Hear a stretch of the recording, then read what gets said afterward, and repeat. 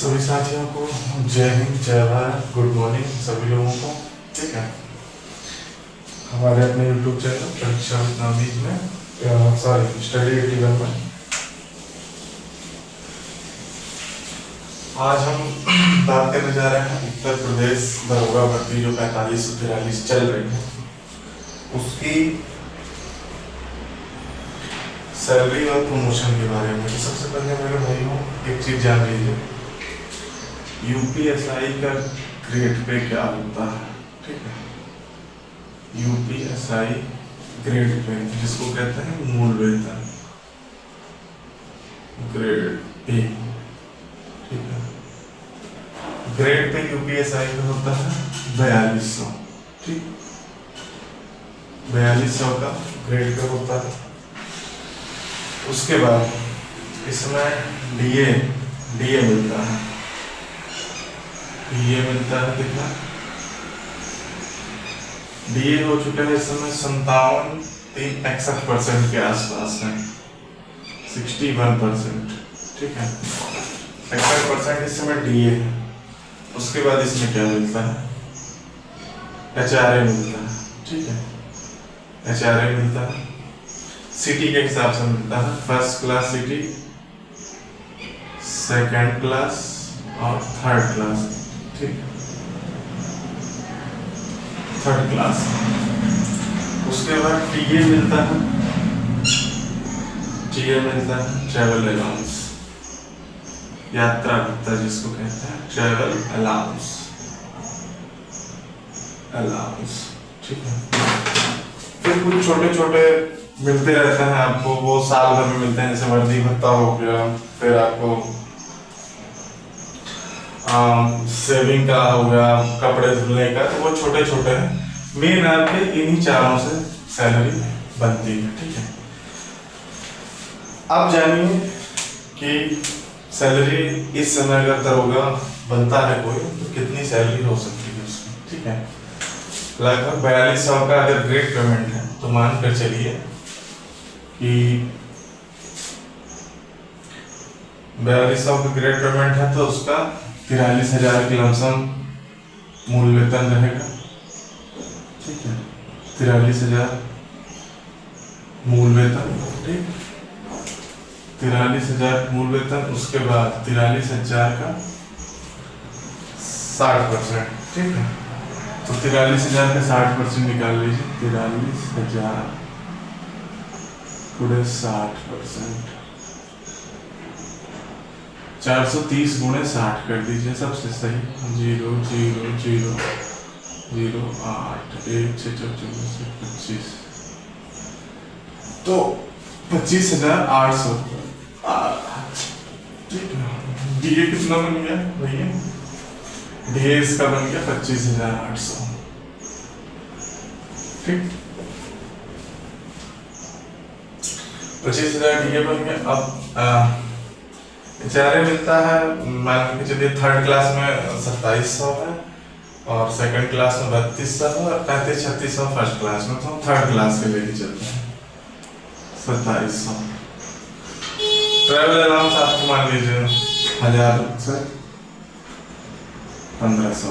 ठीक है, अब इन सबको अगर आप जोड़ेंगे तो 43,000 25,000 कितना होगा? 40,000 प्लस 20 60 और 6 3 9 69 और 3 मान के चलिए 73,000 से 74,000 आपकी सैलरी बनेगी पूरी।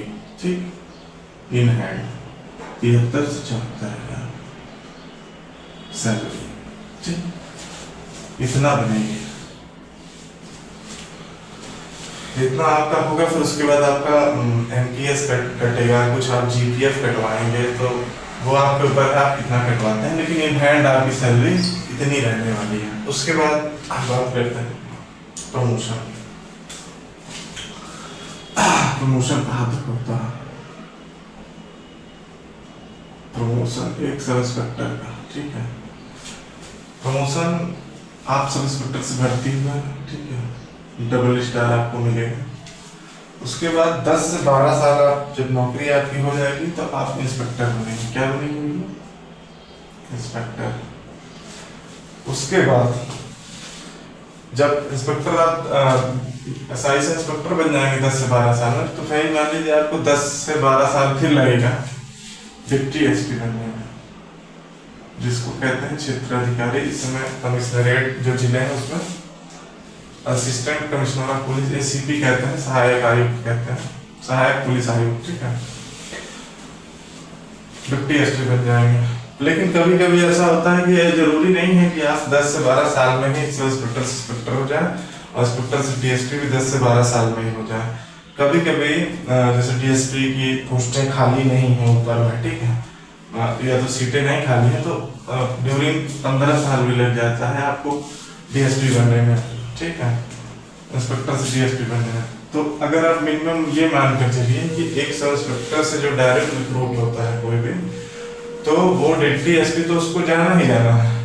लेकिन यदा कदा में जैसे कोई 21 साल में सब इंस्पेक्टर बन गया, ठीक है, 21 साल में कोई सब इंस्पेक्टर बन गया और उसकी गतिविधि कार्यशैली अच्छी रही, किसी मतलब अपराध में संलिप्तता नहीं रही, भ्रष्टाचारी नहीं रहा, घूसखोरी में नहीं फंसता है, और 21 साल से 22 साल की उम्र में अगर कोई दरोगा डायरेक्ट भर्ती हो जाता है और टाइम पे उसका प्रमोशन हो जाता है, तो एक सब इंस्पेक्टर आप ये मान के चलिए कि एडिशनल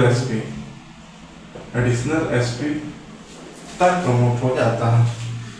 और कई ऐसे लोग हैं जो सब इंस्पेक्टर से डायरेक्ट एडिशनल एसपी तक प्रमोट पाए हैं, नौकरी किए हैं, तो बहुत ही अच्छी मतलब प्रमोशन भी है और बहुत ही अच्छी सैलरी है यूपीएसआई की। और यूपीएसआई की नौकरी सिर्फ आप ग्रेड पे ही मत देखिए, ना प्रमोशन देखिए, इस नौकरी का एक अलग ही जुनून है, अलग ही कार्यशैली है, ठीक है।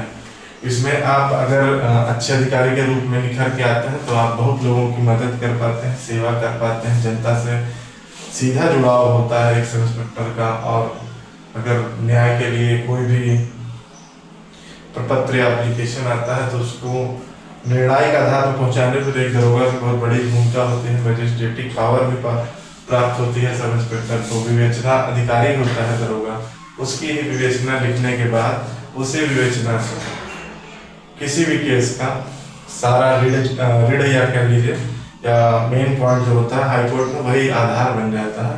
तो दरोगा की नौकरी बहुत ही अच्छी नौकरी होती है, ठीक है। तो जय हिंद, जय भारत सभी दोस्तों को, तो जय हिंद।